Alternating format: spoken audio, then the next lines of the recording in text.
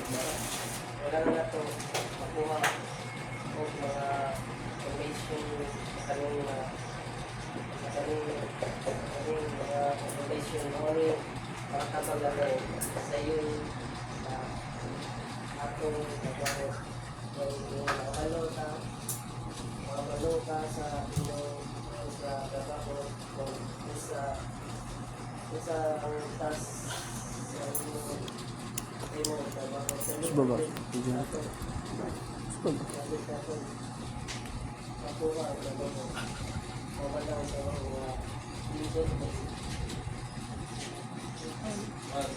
Source of information natin na example sa mga source of information about instruction, sa car instruction, machine equipment instruction, sa protocol, nasa yung workplace protocol, so organization protocols, at sa procedure, nasa yung operating procedure, workplace procedure, sa standard, nasa environment standard, quality standard, o professional health safety standard.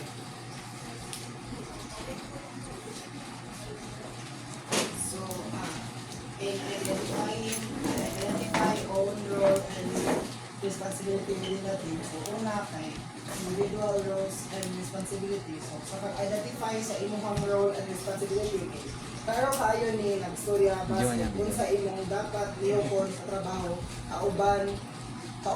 sa trabaho kauban bahin sa imong team. Nga, maayo po ari kay kana galing sa individual roles and responsibility kay dapat jud mo kabalo mismo sa inyong kaugalingon, asa mo dapat strong, asa mo dapat weak.